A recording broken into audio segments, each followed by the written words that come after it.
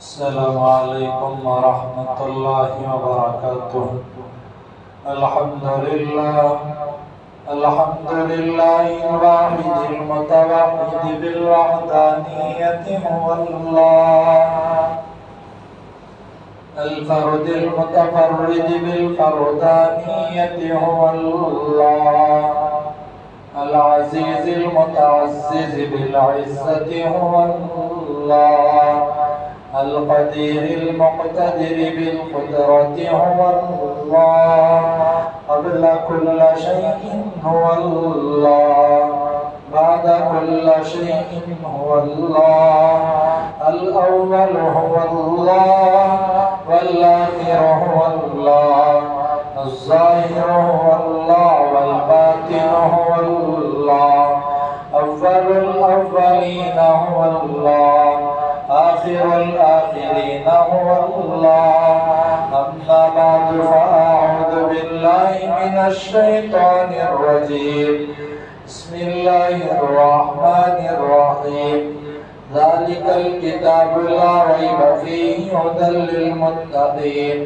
وقال تعالى في مقام آخر وما خلقت الجن والإنس إلا ليعبدون، وقال تعالى في مقام آخر محمد رسول الله والذين معه أشداء على الكفار رحماء بينهم، وقال تعالى والشمس وضحاها والقمر إذا تلاها، صدق الله العظيم، وقال النبي صلى الله عليه وسلم بلغوا عني ولو آية، وقال عليه الصلاة والسلام نعمتان مغبون فيهما كثير من الناس، الصحة والفراغ، أو كما قال عليه الصلاة والسلام، اللهم صل على محمد وعلى آل محمد كما صليت على إبراهيم وعلى آل إبراهيم إنك حميد مجيد، اللهم بارك على محمد وعلى آل محمد كما باركت على إبراهيم وعلى آل إبراهيم إنك حميد مجيد۔ محترم سامعین، برادران عزیز، آج کے اس مختصر وقت میں انشاءاللہ ہم اپنے اوقات کا کیسے استعمال کریں اور ہم سیرت رسول صلی اللہ علیہ وسلم کو اپنانے سے کتنا بڑا فائدہ ہوتا ہے، اس عنوان پر کچھ ضروری باتیں عرض کرنی ہے۔ سب سے پہلے دعا کریں کہ اللہ ہمیں صحیح کہنے کی توفیق عطا فرمائے۔ دیکھیں، اللہ تبارک و تعالیٰ نے آخرت کی زندگی بھی بنائی، دنیا کی زندگی بھی بنائی۔ آخرت کی زندگی کروڑوں سال کی، مگر دنیا کی زندگی مختصر سی، اور اس مختصر زندگی کے نظام میں اللہ تعالیٰ نے کیا کیا بہترین چیزوں کا استعمال کیا۔ دیکھیں، اللہ نے سورج کی گردش بنائی، چاند کی گردش بنائی، یہ سب کچھ انسانوں کے واسطے بنایا۔ شمس سورج کو کہتے ہیں، سورج کی باری آئی تو اللہ نے ضیاء کا استعمال فرمایا، روشنی، والقمر نورا، اور جب چاند کا ذکر آیا تو نور کی بات اللہ نے کی۔ ضیاء کہتے ہیں روشنی والے کو، نور کہتے ہیں روشنی لینے والے کو۔ تو سورج روشنی لیتا ہے اور چاند روشنی لیتا ہے۔ اب اس کی گردش اللہ نے کتنے بہترین طریقے سے بنائی۔ اسی سورج کو دیکھ کر، اسی چاند کو دیکھ کر سال ہا سال، دن وقت، اور اسی طریقے سے تاریخ سب کے سب مقرر ہوتے ہیں۔ اللہ سورج کو حکم کرتے ہیں صبح کے وقت نکلے، شام ہوتے ہی غروب ہو جائے۔ یہ اللہ کا نظام ہے، سورج نکلتا ہے دن آتا ہے، سورج غروب ہوتا ہے رات شروع ہو جاتی ہے۔ اور یہ سارا نظام اللہ نے انسانوں کے واسطے بنایا۔ اللہ نے قرآن میں قسم اٹھائی، والسماء، آسمان کی قسم، والطارق، ستارے کی، والنجم، ستارے کی قسم، اور اللہ نے والشمس، سورج کی قسم، وضحیٰ، اس کی روشنی، والقمر اذا تلا، چاند کی قسم، والنہار اذا جلاها، دن کی قسم، واللیل، رات کی قسم، والشمس وضحاها۔ اللہ نے ہر جگہ قسم کھا کر انسانوں کو متنبع کیا کہ دیکھو یہ سب چیزیں تمہارے واسطے ہم نے بنائی ہیں۔ اب اللہ نے جو وقت بنایا ہے یہ بھی اللہ کی ایک مخلوق ہے، یہ زمین و آسمان کے درمیان کی مخلوق، یہ سب چیزوں کو اللہ نے انسان کے واسطے بنایا۔ اور آگے ایک آیت میں اللہ نے فرمایا، وَمَا خَلَقْتُ الْجِنَّ وَالْإِنسَ إِلَّا لِيَعْبُدُونِ، انسان یہ ساری چیزیں تیرے واسطے اور تو کس واسطے؟ إِلَّا لِيَعْبُدُونِ، میری عبادت کے واسطے۔ اب خاص طور پر اس طرف توجہ دلائی کہ تمہیں دنیا میں بھیجا گیا، یہ سارے نظام تمہارے لیے کیے گئے، اور تم کو جو بھیجا جا رہا ہے اس واسطے کہ تم اللہ کی عبادت کرو، اپنے اوقات کو ضائع مت کرو، تاکہ تمہارا ہر وقت اللہ سے اپنا تعلق مضبوط کرنے میں لگ جائے۔ اس واسطے اللہ نے انسان کو دنیا کے اندر بھیجا۔ اب ہم کو اپنے آپ میں غور کرنا کہ ہم اپنا کتنا وقت اللہ کی عبادت میں اور کتنا وقت گناہوں میں، کتنا وقت بیکاری میں لگا رہے ہیں، اس میں اپنے آپ میں غور کرنا چاہیے تاکہ ہمیں معلوم ہو کہ ہمارا صحیح مصرف کدھر جا رہا ہے۔ اللہ کے نبی صلی اللہ علیہ وسلم نے ارشاد فرمایا، نعمتانی مغبون فیہما کثیر من الناس، الصحت والفراغ، دو چیزوں کو غنیمت جاننا چاہیے، صحت کو بیماری سے پہلے، فراغت کو مشغولی سے پہلے، یہ دو چیزوں کو غنیمت سمجھ کر ہمیں اپنا کام کرنا چاہیے۔ جب آدمی کی صحت ہو جائے بیماری کے عالم میں آدمی پچھتاتا ہی رہتا ہے۔ آدمی کو اللہ نے فراغت دی، اوقات کو ضائع کیے بغیر اپنا وقت صحیح استعمال کرنا یہ ضروری ہے۔ ہمارے حضرت فرمایا کرتے تھے کہ تم ایک نظام العمل بنا لو کہ میں دن میں کتنا وقت اپنے گھر والوں کے واسطے دوں، کتنا وقت مسجد والوں کے واسطے اور کتنا وقت کاروبار کے واسطے۔ یہ نظام العمل بنائیں گے زندگی کا صحیح اصول چلے گا۔ اور یہ نظام العمل بنانے کے بعد شروع میں تکلیف تو ضرور ہوگی، مگر دھیرے دھیرے جاتے جاتے یہ عادت بن جائے گی۔ بعض مرتبہ شیطانی رکاوٹیں پیش آئیں گی، مگر ان کید الشیطان کان ضعیفا، شیطان کا جو مکر ہے اسے ہم بھاری سمجھ جائیں گے، ہمیں کمزور کر دے گا، مگر قرآن کہتا ہے ان کید الشیطان کان ضعیفا، اس کا مکر کمزور ہے، اسے پاؤں تلے روک کر تم آگے بڑھ جاؤ۔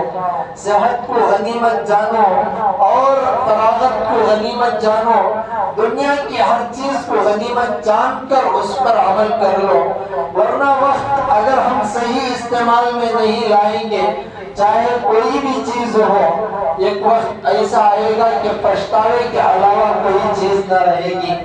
حضرت اشرف علی تھانوی رحمت اللہ علیہ بڑے اللہ والے گزرے ہیں، اپنی کتاب کے اندر ایک واقعہ لکھ کر ہیں کہ ڈھاکہ کے اندر ایک بہت بڑے رئیس اور مالدار آدمی تھے جنہوں نے بڑی دولت جمع کی، صرف ان کو ایک بیٹا اور ایک بیٹی دو ہی تھے۔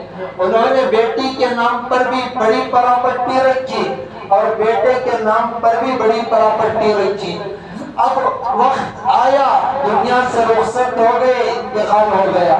اب بیٹی اور بیٹا دونوں شہزادے کی زندگی گزارنے والے تھے، مگر وقت کا انہوں نے صحیح استعمال نہ کیا تھا، اپنے بچوں کی وقت پر صحیح تربیت نہ کی تھی۔ اس لیے وقت ایسا بھی آیا کہ بیٹا ایک شوق میں اور بیٹی ایک غلط شوق میں مبتلا ہو گئے۔ وقت گزرتا گیا اور ان کا مال بیجا اور بیکار جگہ پر خرچ ہوتا رہا۔ وقت ایسا بھی آیا، حضرت اشرف علی تھانوی لکھ کر ہے کہ وقت ایسا بھی آیا کہ سارا مال ختم ہو گیا۔ سارا مال ختم ہونے کے بعد یہ شہزادے بازار میں جا کر بھیک مانگنے پر مجبور ہوئے۔ حضرت یہ بات بھی لکھ کر ہیں کہ ڈھاکہ کے اندر آج بھی بیگم کے نام سے جو بازار مشہور ہے تو ان کی طرف منسوب کر مگر زندگی کو صحیح طریقے سے استعمال نہ کیا، جس کی وجہ سے مجبور ہو کر بھیک بھی مانگنا پڑا۔ تو ساتھیوں، یہ بات لکھ کر حضرت تقی عثمانی صاحب لکھ کر ہیں کہ دیکھو، اگر کسی بھی چیز کا صحیح استعمال نہ کیا جائے تو وقت ایسا ہی آئے گا کہ ہم پچھتاتے رہیں گے اور ہماری زندگی پوری بیکاری میں جاتی رہے گی۔ تو ہمیں اپنا نظام العمل بنانا ہے کہ ہم یہ وقت میں یہ کام کریں گے، یہ وقت میں دوسرا کام نہیں کریں گے۔ ہاں، کچھ باتیں ایسی ہیں کہ مثال کے طور پر نماز کا وقت تھا، نماز کو آنا تھا، جماعت کی نماز پڑھنا تھا، کوئی تقاضا ایسا آ گیا کہ جس پر عمل ضروری ہو گیا، تو ایسے موقع پر علماء نے اجازت دی کہ تم نماز کو اول یا آخری وقت میں پڑھ لو، جماعت کو چاہے چھوڑ دو، اگر وہ کام جو ضروری ہے اس پر عمل کرنا ہو تو اس پر عمل کر لو۔ مثال کے طور پر دیکھیں، حج کے ایام آتے ہیں، حج کے ایام میں حاجی حضرات جا کر حج کرتے ہیں تو مینا، مزدلفہ، عرفات میں رکتے ہیں۔ اب اس دن میں کوئی یہ کہے کہ نہ بھائی، حرم میں نماز پڑھنے کا ثواب زیادہ ہے، میں حرم میں نماز پڑھوں گا، تو علماء نے لکھا ہے کہ حرم میں 1,00,000 نمازوں کا ثواب ایک نماز پر، وہی حاجی بنا مزدلفہ کو چھوڑ کر آ کر حرم میں نماز پڑھے تو 1,00,000 کے بجائے ایک نماز کا بھی ثواب نہیں ملتا۔ یہ وقت کو سمجھانے کے واسطے دین، نہ نماز، نہ روزہ، نہ حج۔ نماز میں اللہ نے کچھ نہیں رکھا، روزے میں اللہ نے کچھ نہیں رکھا، زکوٰۃ میں اللہ نے کچھ نہیں رکھا۔ اللہ نے اگر کچھ رکھا ہے تو جس وقت جو بات کرنے کا اللہ نے حکم دیا اس چیز کو کرنے میں اللہ نے سب کچھ رکھا ہے۔ اس بات کو بغور سے سنیں۔ علماء نے مثال دے کر فرمایا، حضرت مسیح اللہ خان رحمت اللہ علیہ فرمایا کرتے تھے کہ اگر کوئی میاں بیوی جنگل میں اپنا گھر بنا کر رہ رہے ہو اور میاں صاحب کو یہ خواہش ہو رہی ہو کہ میں مسجد میں جا کر جماعت کے ساتھ فرض نماز پڑھوں، اور بیوی اکیلی جنگل میں رہ رہی ہو اور بیوی انکار کر رہی ہو کہ مسجد میں جا کر نماز نہ پڑھو، تو مسیح اللہ خان رحمت اللہ علیہ نے لکھا کہ اس وقت جا کر مسجد میں نماز نہ پڑھنا افضل ہے کہ مسجد کی نماز کو چھوڑ دے اور یہاں آ کر گھر میں نماز پڑھ لے۔ دین وقت کے تقاضے کو سمجھ کر عمل کرنے کا نام ہے۔ حضرت عثمان رضی اللہ تعالیٰ عنہ، بدر کی جنگ کا جب موقع پیش آیا، عثمان بھی خوشی سے تیار ہو گئے کہ آج جہاد میں جانے کا موقع آ رہا ہے، اور بدرین صحابہ کا مقام تو بڑا تھا۔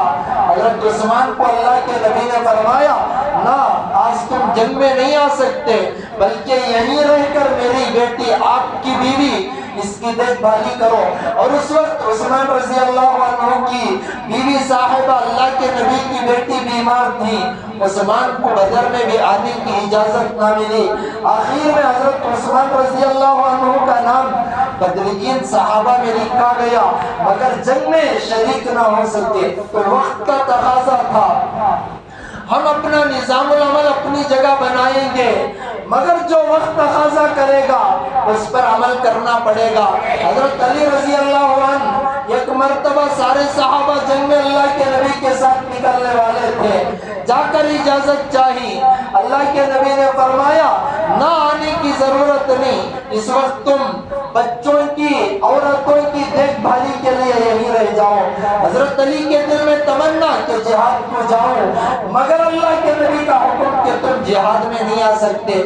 یہ وقت کا تقاضا تھا، اس پر عمل کرنا پڑا۔ تو ساتھیو، دین جو نام ہے، نہ نماز میں اللہ نے کچھ رکھا، نہ روزے میں، نہ حج میں، کسی میں اللہ نے کچھ نہیں رکھا۔ اللہ نے جو رکھا ہے وہ اللہ کے حکم کو پورا کرنے میں سب کچھ رکھا ہے۔ افضل الاعمال عند اللہ الصلاۃ فی اول وقتها، حدیث میں ہے کہ تم اول وقت میں جو نماز پڑھتے ہو، یہ نماز کا مقام بہت زیادہ ہے۔ اب عزا ہوئی نماز کا حکم، نماز پڑھ لیں ثواب، مگر حج کے ایام میں ایک جگہ عصر اور ظہر کو ایک ساتھ ملا کر تاخیر سے پڑھنا پڑتا ہے۔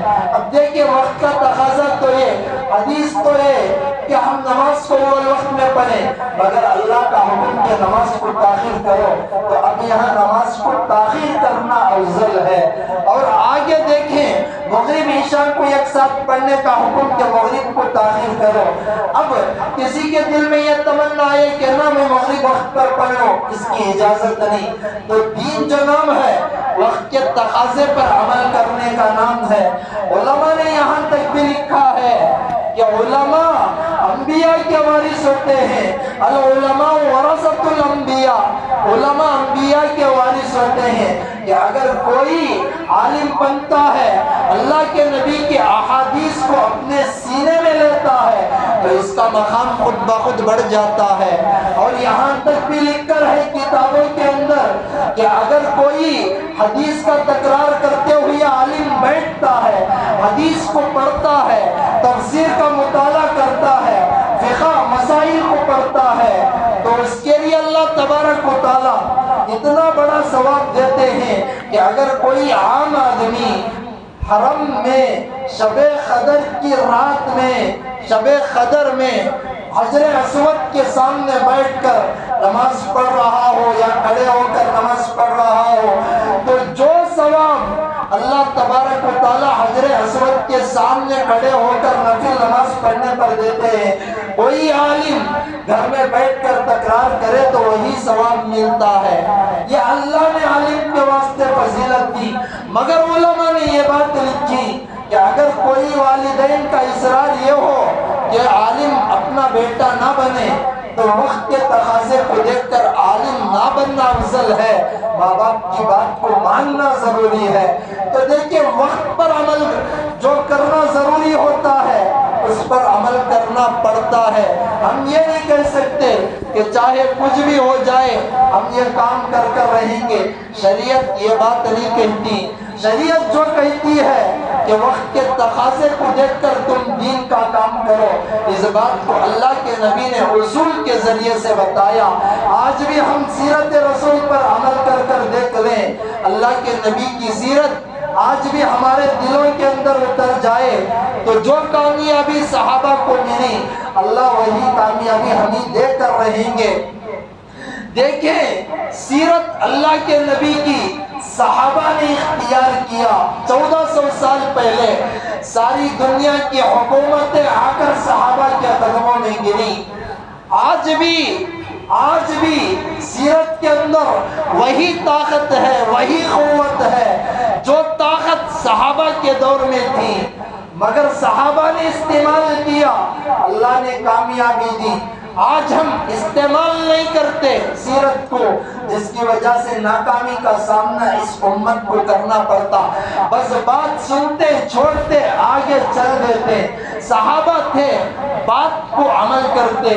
دیکھیں بات اللہ کے نبی کی، بات ابو بکر کی، بات عمر کی، بات عثمان کی، بات ابو ہریرہ کی، بات علی کی، بات حسن کی، بات حسین کی، حدیث نبی کی، زبانیں ان کی، بات نبی کی، بات حدیث کی، بات اللہ کے نبی کے فرمان کی، زبانیں ابو ہریرہ کی، حدیث ہمارے بڑوں تک اکابرین تک پہنچی، انہوں نے اس پر عمل کیا، مگر وہی باتیں آج ہم اپنی زبانوں سے کہہ رہے ہیں، ہم عمل نہیں کرتے۔ وہ عمل کیے، ان کو اللہ نے کامیابی دی۔ آج ہم سن رہے بات کر رہے ہیں عمل نہیں کر رہے، کامیابی کامرانی ہمارے قدم نہیں چوم رہی۔ آج بھی ہم اپنے نبی کی سیرت کو جس طریقے سے صحابہ نے اختیار کیا تھا وہی طریقہ اپنائے۔ اللہ سے امید ہے صحابہ کو جو کامیابیاں ملی وہی کامیاب آج بھی ہمیں مل سکتے ہیں۔ صحابہ کتنا درد سے اللہ کے نبی کے حدیث پر عمل کرتے تھے۔ عبداللہ بن عمر بن عاص بڑے صحابی، ایک مرتبہ یہ رنگین قسم کا کپڑا پہن کر اللہ کے نبی کے سامنے آ گئے۔ اللہ کے نبی صلی اللہ علیہ وسلم نے حضرت عبداللہ بن عمر بن عاص کو دیکھا تو رنگین کپڑے میں تھے، تھوڑی ناگواری کا اظہار کیا، آپ زبان سے کچھ بات بھی نہیں کہی بلکہ صرف ناگواری کا اظہار کیا۔ فوراً گھر گئے، اس کپڑے کو نکال کر چولہے میں ڈال کر اللہ کے نبی کی مجلس میں دوسرا کپڑا پہن کر آ گئے اور سارا قصہ بیان کیا۔ اللہ کے نبی نے فرمایا کہ رنگین لباس تو عورتیں پہن سکتی ہیں، آپ اپنی بیوی کو دے دیتے۔ صحابی حضرت عبداللہ بن عمر نے اس بات کو بھی پسند نہ کیا کہ میری بیوی پہنے، تو دیکھیں اتنا جلدی اس بات پر صرف تھوڑی ناراضگی پر عمل کر کر دکھلا دیا۔ حضرت علامہ اقبال رحمت اللہ علیہ اسی دور کے بڑے اللہ والے گزرے ہیں جنہوں نے سارے جہاں سے اچھا ہندوستان ہمارا اس کا ترانہ، حضرت نے اپنی کتاب کے اندر لکھا ہے کہ بایزید بستامی رحمت اللہ علیہ کے سامنے ایک مرتبہ خربوزے کو پیش کیا گیا، حضرت نے اٹھا کر پھینک کر فرمایا کہ میں اسے نہیں کھا سکتا، اس لیے کہ میں نے بہت زیادہ مطالعہ کیا، مجھے یہ حدیث نہیں ملی کہ اللہ کے نبی نے اس کو کس طریقے سے کاٹ کر کھایا، چوڑائی میں کاٹا یا لمبائی میں، اس بات کا مجھے پتہ نہیں چلا، اس کی وجہ سے میں اسے کھا نہیں سکتا۔ اتنا درد جب ہمارے بڑوں کے اندر آیا، اتنا سنت پر عمل کرنے کا مادہ جب ہمارے بڑوں کے اندر آیا تو کامیابی کامرانی انہیں کیوں نہ ملتی۔ آج ہم بس احادیث بھی سنتے، آج بس ہم سب کچھ سنتے، بس سنتے چھوڑ کر چلے جاتے۔ گفتگو کا نام زندگی نہیں ہے، کردار کا نام زندگی ہے۔ ہم باتیں تو بڑے بڑے میٹھے میٹھے اور بڑے بڑے کر دیتے، عمل کرنے کا موقع آتا ہے تو عمل کرنے میں ہم پیچھے ہٹ جاتے۔ میں نے خطبے میں جو آیت جو حدیث تلاوت کی، جو حدیث پڑھی، الصحت والفراغ، اللہ کے نبی نے فرمایا کہ تم صحت ہو، فراغت ہو، ہر چیز کو غنیمت سمجھ کر کام کرو، اس لیے کہ دنیا ہے، آخرت کی زندگی تو لامحدود کروڑوں کی، مگر دنیاوی جو زندگی ہے یہ مختصر سی زندگی ہے۔ اس مختصر سی زندگی کے اندر کب کون دنیا سے چلا جائے کسی کو پتہ نہیں چل سکتا، اس لیے اس زندگی کے اندر ہر چیز کو غنیمت سمجھ کر تمہیں کام کرنا پڑتا ہے۔ اب دیکھیں اللہ نے یہ نظام جو بھی بنایا یہ بس اس امت کے واسطے اور انسانوں کے واسطے بنا کر قرآن میں اعلان ہی کر دیا کہ دیکھو یہ ساری چیزیں تمہارے واسطے، مگر تم کس واسطے؟ وما خلقت الجن والانس، جنات انسانوں الا لیعبدون، میں نے تمہیں میری عبادت کے واسطے بنایا، اور ہر قسم کا نظام، ہر قسم کی چیزیں میں نے تمہارے واسطے بنایا، تم ان چیزوں کو غنیمت سمجھو، اگر کچھ غلطی ہو جائے فوراً اللہ سے معافی مانگ کر آگے بڑھ جاؤ۔ حضرت تقی عثمانی صاحب اس دور کے بڑے بڑے علماء میں شمار ہوتا ہے، سب سے بڑے عالم۔